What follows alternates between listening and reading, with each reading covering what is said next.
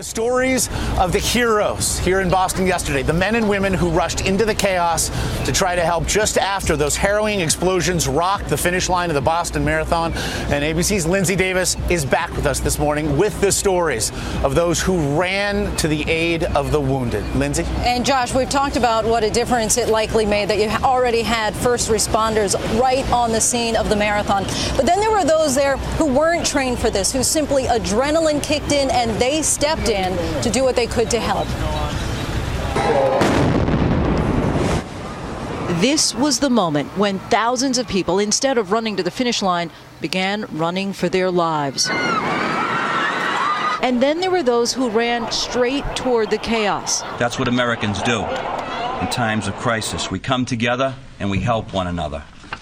Moments like these, terrible as they are, don't show our weakness, they show our strength. This morning, they are being hailed as heroes. Carlos Arredondo and his wife were in the VIP section, passing out American flags for U.S. soldiers when the bomb exploded right in front of them.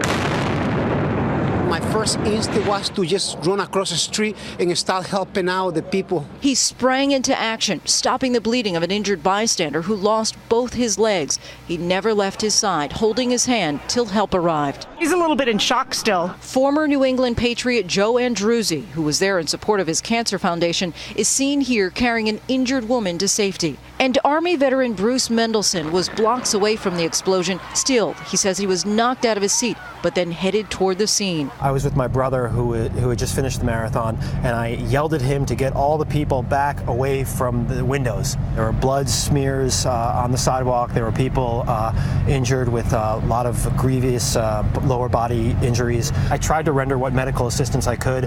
I tried to help the Boston PD, which was on the scene. And there were stories of bravery. One witness tweeting this picture, dozens of ambulances lining the streets with the caption, "This is what a hero looks like." Another man tweeting, "My boss's brother was at the Boston Marathon and he said he carried a 5-year-old who had lost her legs 5 blocks to an ambulance." Pound hero. This morning we see that for every act of terror,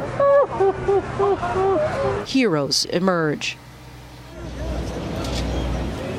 It all comes down to that natural instinct, that knee-jerk reaction of fight or flight. These heroes are the people who didn't flee. And even the first responders, they were expecting things like blisters, dehydration, and cramps, not lost limbs and shrapnel wounds. But these people, they rose to the occasion, and they're being celebrated today. Like you said, it was all instinct. They went right towards the danger. Okay, Lindsay, thanks very much.